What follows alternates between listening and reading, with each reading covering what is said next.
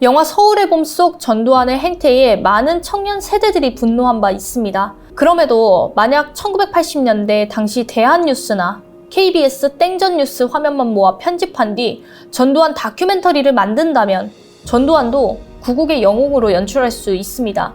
그런데 전두환보다 훨씬 이전 시기 인물이자 이미 역사적 판단이 끝난 이승만을 현재의 수구보수들이 다시 띄우려는 이유는 도대체 무엇일까요?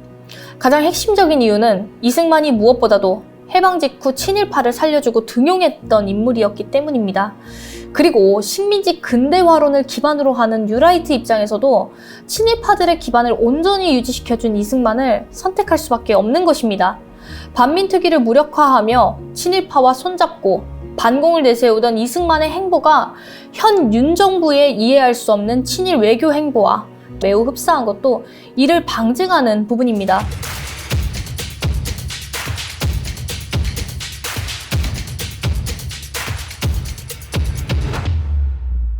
이승만 전 대통령을 다큐 형식으로 다룬 영화 건국전쟁이 25일 기준 누적 관객 92만여 명을 기록한 가운데 연일 흥행 중이라는 기사를 봤습니다. 제작사가 10대에서 40대층 관람 시 영화 티켓과 계좌번호를 알려주면 표값을 전액 환불해주는 사상 초유의 페이백 마케팅까지 펼친 것 치고는 초라한 92만여 명의 흥행임에도 1000만 관객의 서울의 봄에 대적할 만한 흥행인 양 정부 여당 정치인 및 수구보수 언론들은 앞다투어 건국전쟁 영화를 띄우고 있습니다. 윤석열 대통령은 역사를 올바르게 알 수 있는 기회라는 둥 김영호 통일부 장관은 이승만 대통령이 나라의 안보를 튼튼하게 만든 대통령이라며 큰 감명을 받았다고 언급했습니다. 심지어 국방부 산하 공식 유튜브 채널 국방뉴스에서는 건국전쟁 흥행돌풍 국방홍보원이라는 제목의 보도 영상을 게재했는데 내용 중 한 시민이 역사의 반역자가 아닌 진정한 애국자이며 우리 건국의 아버지이신 이승만 대통령을 다시 존경하게 됐다고 인터뷰하는 모습을 담고 있습니다.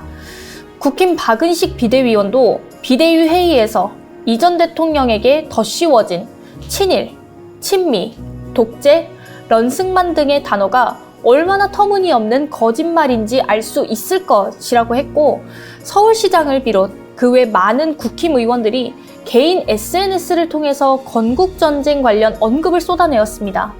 게다가 이영훈 여의도 순복음교회 담임 목사도 독실한 기독교 신자로 활동하며 건국의 초석을 다진 이승만 전 대통령 바로 알기 차원에서 단체 관람을 독려했다고 밝힌 가운데 전국의 크고 작은 개신교 교회들도 단체 관람을 하고 있다니 참으로 통탄할 노릇입니다. 우리 헌법에도 명시된 4.19 혁명이 도대체 왜 일어났습니까? 당시 왜 거리에 철거된 이승만 동상이 끌려다니게 됐습니까? 그럼에도 이 영화를 보셨던 92만여 명의 시민분들과 교인분들을 위해 영화 내용이 왜 허구이고 이승만 전 대통령이 어떤 인물인지를 다시 한번 팩트 위주로 되짚어 말씀드리도록 하겠습니다. 먼저 건국전쟁 영화 내용부터 살펴보겠습니다. 다큐멘터리 형식을 취하고 있는 이 영화는 1960년 4.19 혁명의 원인을 이승만이 아닌 이기붕과 자유당으로 돌리고 있습니다.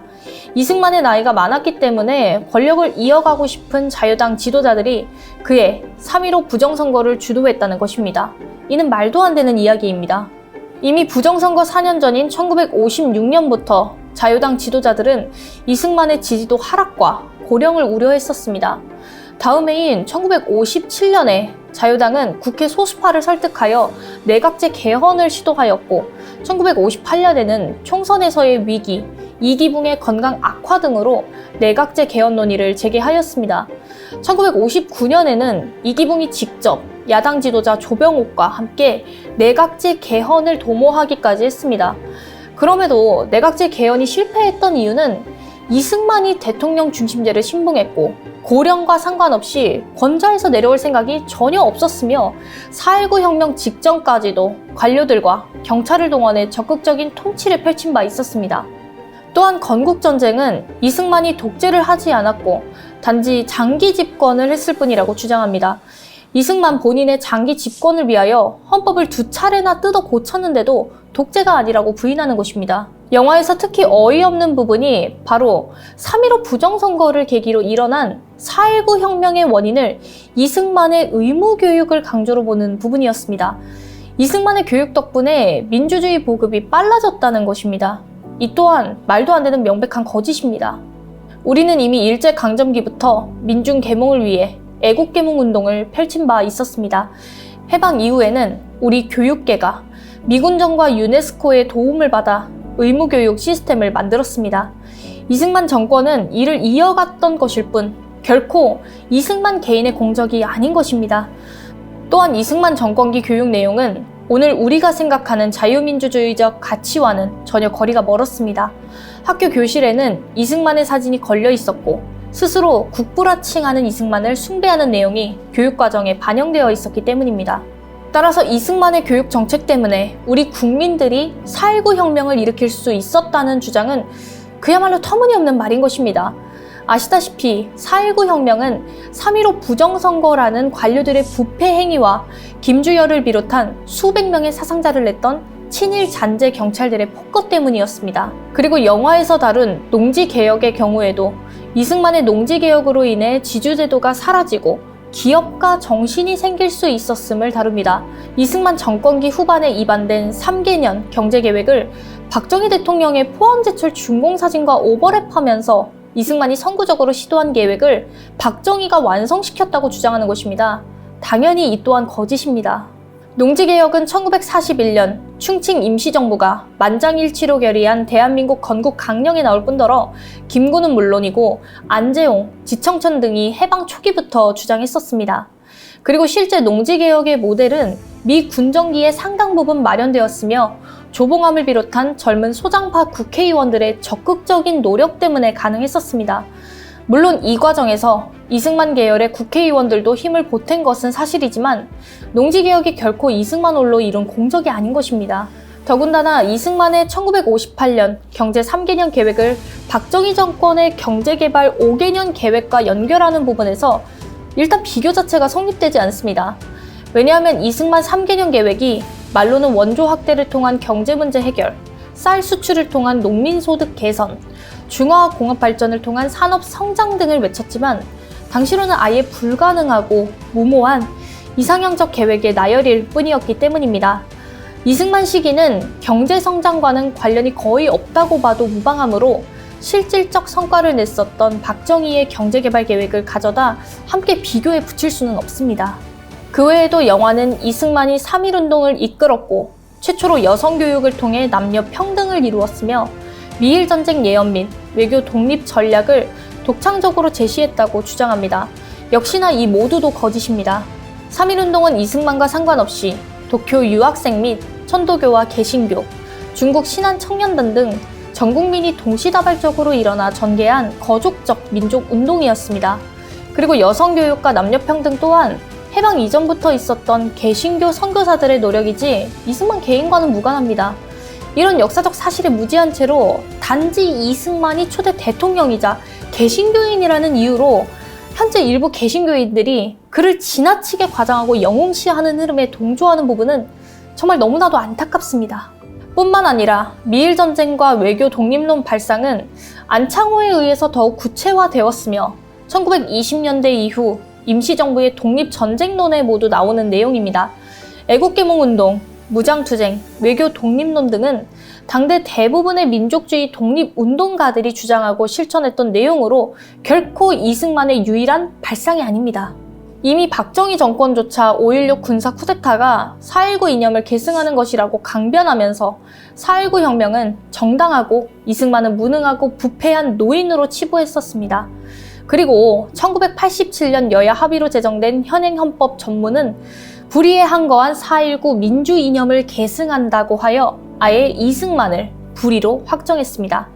지금부터는 영화 건국전쟁이 다루지 않았던 이승만의 수많은 불의 중 장기 독재와 3.15 부정선거 외에 대표적인 몇 가지만 말씀드리겠습니다. 첫째, 이승만의 남한 단독정부 수립 정읍 발언으로 민족 통일의 열망이 짓밟혔고 결국 한국전쟁 이후 아직까지 우리는 분단국으로 살아가고 있다는 점입니다. 당시 전쟁이 나자 이승만은 먼저 남쪽으로 도망친 후 국군이 북진하고 있으니 서울 시민은 안심하고 생업에 종사하라고 거짓말 방송을 해 소위 런승만이 된 것입니다. 조선의 선조조차도 도망칠 때에는 백성들에게 피하라고 했었습니다. 둘째, 이승만은 권력을 잡기 위해 친일파, 민족 반역자, 기회주의자들과 손잡았다는 점입니다. 국회가 반민족 행위자 처벌법을 제정하여 반민특위를 구성하자 이를 와해시켰고, 노덕술 같은 친일 경찰을 동원해 독립운동가나 그 후손에 대해 어떠한 경제적 지원도 하지 않은 채 적반하장으로 오히려 박대했습니다. 셋째, 이승만은 국회 권한을 짓밟았고 수많은 대량 학살을 지시하거나 방조 혹은 묵인했습니다. 국회 프락치 사건, 발췌개헌, 사사오입 개헌 등 이승만은 자기 권력 유지를 위해 필요할 때마다 경찰과 정치 깡패를 동원해 국회의 권한을 무시했습니다. 그리고 제주 4.3 사건, 국민보도 연맹 사건, 국민방위군 사건, 한국전쟁 중에 숱한 양민 학살 등에서 이승만의 책임을 묻지 않을 수 없는 것입니다. 그 외에도 해방 이전 이승만이 미국 본토와 하와이에서 독립자금을 착복하고 여색을 밝히며 호화 생활을 유지했던 사실 등은 이미 공식 문서상으로 밝혀진 바 있습니다. 이처럼 이승만의 불의들은 차고도 넘치지만 이 정도로만 하겠습니다. 영화 서울의 봄 속 전두환의 행태에 많은 청년 세대들이 분노한 바 있습니다. 그럼에도 만약 1980년대 당시 대한뉴스나 KBS 땡전뉴스 화면만 모아 편집한 뒤 전두환 다큐멘터리를 만든다면 전두환도 구국의 영웅으로 연출할 수 있습니다.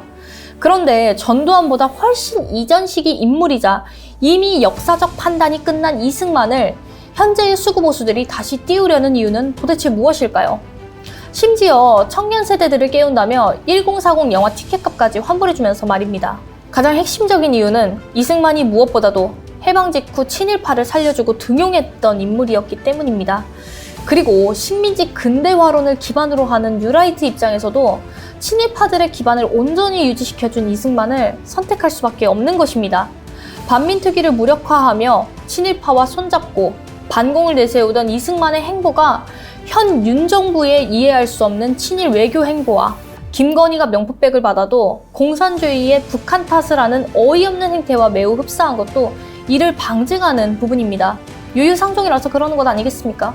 그럼에도 불구하고 결국 이승만을 심판했던 4.19 혁명은 우리 국민들에 의해 일어났습니다. 윤 정부가 아무리 눈 가리고 아웅식으로 이승만 영화를 만들고 이승만 기념관을 세우며 터무니없이 역사 왜곡을 일삼더라도 더 이상 우리 국민들을 속지 않습니다. 바로 이 부분을 1000만 관객 서울의 봄과 92만 관객 건국전쟁이 극명히 보여주고 있는 것입니다. 머지않아 수구보수들의 행태가 부끄럽게 심판받는 그날이 반드시 오기를 바랍니다.